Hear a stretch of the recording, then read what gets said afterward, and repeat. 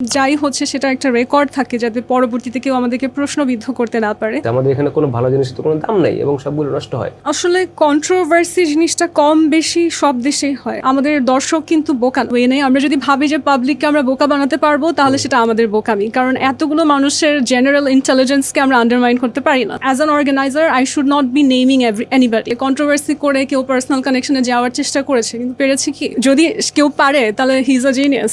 Miss Universe, Miss World দুইটারই next franchise কে নিবে এটা ভবিষ্যৎ বলে দিবে। আমি যদি নিয়েও থাকি সেটা আমি এখন বলবো না, যদি নেওয়ার ইচ্ছাও থাকে সেটাও বলবো। তার মানে মিস ইউনিভার্সের উপরে তাদের অবস্থান এখন। ভবিষ্যতে মিস ওয়ার্ল্ড ইউনিভার্সেও যদি কাজ করার সুযোগ আসে, I will be happy to include ইট।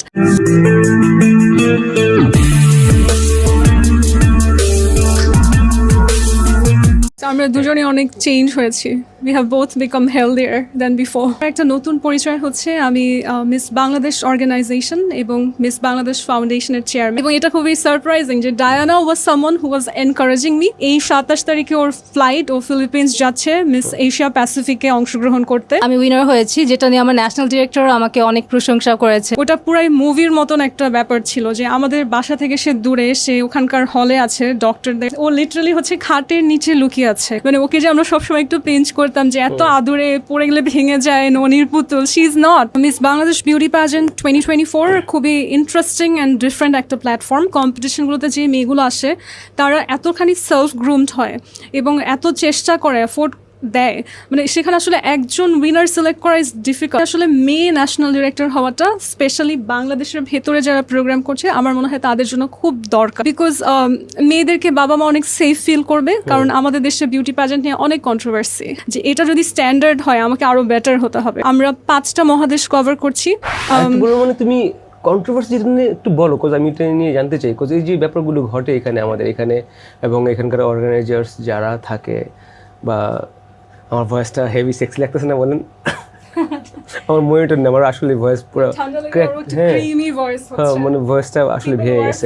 আমি এনার্জি পাইতেছি না। বাট এনিওয়েজ, এই যে যা যা কন্ট্রোভার্সি হয়, লাইক অর্গানাইজেশন থেকে শুরু করে কন্টেস্টেন্টস থেকে শুরু করে ইনফ্যাক্ট তাদের প্যারেন্টসরাও এটাতে মানে ইনভলভ হয়ে যায়, স্পন্সরসরা ইনভলভ হয়ে যায়, এবং আমাদের এখানে স্টেজে যা হয়, যা সার্কাস দেখায়, মানে যাকে তাকে দিয়ে স্টেজে উঠাই দেওয়া হইতেছে, পারফর্ম করতেছে।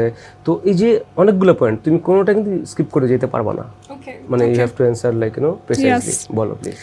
আমাদের প্যাজেন্টে আমাদের একজন লিগ্যাল অ্যাডভাইজার আছেন, সো তাকে রাখার একটা বড় কারণ হচ্ছে যে এখানে যেন কোনো রকমের ডিসক্রিমিনেশন না হয়, বা যাই হচ্ছে সেটা একটা রেকর্ড থাকে যাতে পরবর্তীতে কেউ আমাদেরকে প্রশ্নবিদ্ধ করতে না পারে। তো ওই ক্ষেত্রে আমরা এটা গ্যারান্টিড রেখেছি যে এখানে কোনো রকমের ডিসক্রিমিনেশন বা কন্ট্রোভার্সিয়াল কিছু হবে না। But when you work in the society as a female, অনেক হেটার্স থাকে, তাদেরকে কন্ট্রোল করার কোনো ওয়ে নাই। সো অনেক রকম, ইটস নট অ্যাবাউট ইউ। আমি শুধুমাত্র এইটার কথা বলতেছি না, আমাদের বাংলাদেশের বিউটি পেজেন্ট যেই শুরু হয়েছে একটার পর, এবং অনেক কন্ট্রোভার্সি। তুমি পাস্ট যতগুলো তুমি পেজেন্টস দেখো, খেয়াল করে দেখো, সবগুলো নিয়ে কিন্তু like you know from Jessia to like you know Avril to like Sheela to like you know Meghla, না কি ওর নাম, মিথিলা, আরও এরকম একটার পর একটা, এবং ইনক্লুডিং আজকে ডায়নাকে একটু যেটা বললাম সেটা আমি একটু পরে আসতেছি। আমরা লাইভে একটা কথা বলছি, সেটা হালকা ব্যাপারটা সেটাও টাচ করতে আমি তোমাদেরকে রিকোয়েস্ট করবো। It's not about only this, you know, it's not about you, মানে it's about the pageant industry। আমাদের এখানে যেটা হইতেছে, আমাদের এখানে কোনো ভালো জিনিস তো কোনো দাম নাই এবং সবগুলো নষ্ট হয়। তো এটা কেন, এবং এগুলো কিন্তু হইতেছে এবং ইটস নট স্টপিং, সেটাই বলছি। আসলে কন্ট্রোভার্সি জিনিসটা কম বেশি সব দেশেই হয়। আমরা বাংলাদেশেরটা বেশি শুনতে পাই, কিন্তু একদম অন্য দেশে যে সুপার ক্লিন প্যাজেন্ট হয়, কোনো কন্ট্রোভার্সি হয় না, এটাও কিন্তু আসলে সত্যি না। It's a part of life. Even no, it's a part of beauty industry. It's a part of every industry, to be honest. It's a part of every industry. যেমন আমরাও এখন দেখছি যে আমাদের ইনফ্লুয়েন্সারদের নিয়ে কত কন্ট্রোভার্সি হচ্ছে। তো সব ইন্ডাস্ট্রিতেই কিছু না কিছু সিচুয়েশন থাকে যেটা বেশি লাইমলাইট পায়। তবে আমার মনে হয় যে আমরা যখন টেলিভিশনে একটা রিয়েলিটি শো দেখাই, আমাদের দর্শক কিন্তু বোকা নয়। আমরা যতভাবেই চেষ্টা করি যে ওই যে আমরা যে বলি যে ডিসক্রিমিনেশন বা নিজেদের মধ্যে অনেক রকম কন্ট্রোভার্সি, এটা পাবলিক বুঝতে পারে, অর্গানাইজারের গার্লফ্রেন্ড, পাবলিক এগুলো বুঝতে পারে বাইরে থেকে। এগুলো আসলে লুকানোর ওয়ে নেই। আমরা যদি ভাবি যে পাবলিককে আমরা বোকা বানাতে পারবো, তাহলে সেটা আমাদের বোকামি, কারণ এতগুলো মানুষের জেনারেল ইন্টেলিজেন্সকে আমরা আন্ডারমাইন করতে পারি না।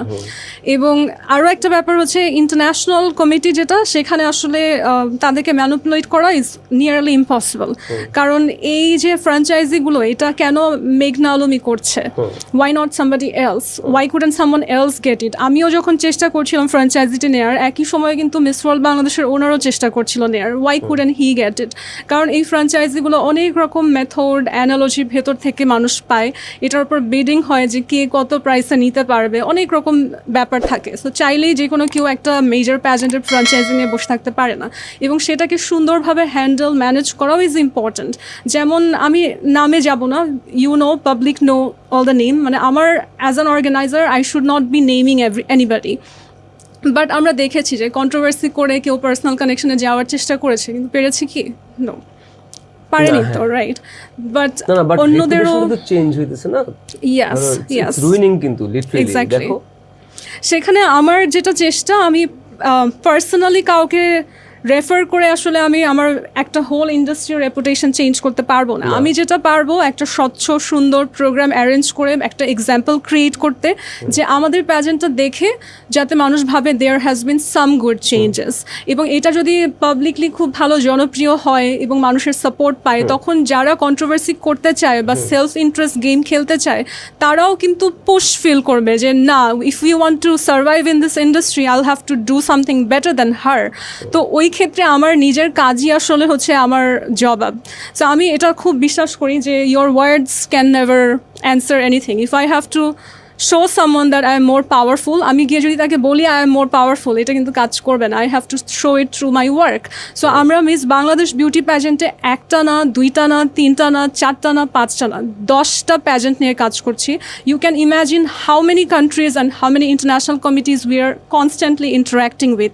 এতগুলো মানুষকে বোকা বানানো যদি কেউ পারে, তাহলে he is a genius in a negative way, he or she is a negatively genius.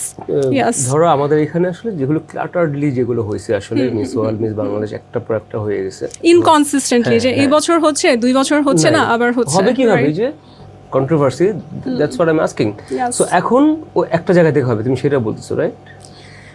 একটা জায়গা থেকে বলতে, আমি প্রতি বছর বিভিন্ন ফ্র্যাঞ্চাইজি নিয়ে কাজ করব, যেগুলো আমি অলরেডি রেখেছি। Miss Art, my plan is to keep it forever, কারণ মিস আর্ট কিন্তু এখন সেটা আসলে ভবিষ্যৎ বলে দিবে। মিস ইউনিভার্স, মিস ওয়ার্ল্ড দুইটারই নেক্সট ফ্র্যাঞ্চাইজি কে নিবে এটা ভবিষ্যৎ বলে দিবে। আমি যদি নিয়েও থাকি সেটা আমি এখন বলবো না, যদি নেওয়ার ইচ্ছাও থাকে সেটাও বলবো না, কারণ কম্পিটিশন এমন একটা জায়গা যে সেখানে you can never reveal your secrets or weaknesses or even your strengths. So আমার মনে হয় যে যত বেশি কম্পিটিশন হবে, ইন্ডাস্ট্রিটা তত স্ট্রং হবে। সো মিস আর্থ নিয়েছি আমি, মিস গ্লোবাল নিয়েছি, miss freedom of the world নিয়েছি, তারপর মিস কালচার গ্লোবাল নিয়েছি। So there are lots of them, কিন্তু তার মধ্যে মিস আর্থ সবচেয়ে ইম্পর্টেন্ট, বিকজ এখন এক্স্যাক্টলি আমরা পুরো বিশ্বে Miss World, Miss Universe, Miss Earth, Miss International, এদেরকে বলে big four. They are the parent pageants. এরপরে আরো 100-1000 আসতে পারে। এবং এখন after COVID there has been some changes, যে আগে আমরা মিস ইউনিভার্সকে ভাবতাম যে সেকেন্ড লার্জেস্ট, কিন্তু এখন পার্টিসিপেশন, জনপ্রিয়তা সব দিক থেকে আফটার কোভিড মিস আর্থ এমন শক্তভাবে টিকে গেছে, they are being considered the second largest. তার মানে মিস ইউনিভার্সের উপরে তাদের অবস্থান এখন। তো এটাকে আমি কনস্ট্যান্টলি রাখতে চাই because of its own importance, এবং ভবিষ্যতে মিস ওয়ার্ল্ড ইউনিভার্সেও যদি কাজ করার সুযোগ আসে, I will be happy to include it. তবে আমরা একটা জিনিস প্রমিস করছি, সেটা হচ্ছে we will be very consistent, যে আমি মিস বাংলাদেশ বিউটি প্যাজেন্ট এবার হবে, পরের 2 বার হবে না, আবার 3 বছর পরে একটা হবে, সেরকম হচ্ছে না। We are gonna be consistent every year. আমাদের যতটুকু সামর্থ্য আছে, যতটুকু without any controversy or discrimination. You should try it. See, controversies are not in my control. Amar control আছে স্বচ্ছতা, transparency. So I will say যে I will consistently do this with full accountability and transparency. তারপরেও যদি কোনো controversy হয়, তাহলে আমি সেটাকে দেখবো হচ্ছে any publicity is good publicity, you know. Yeah.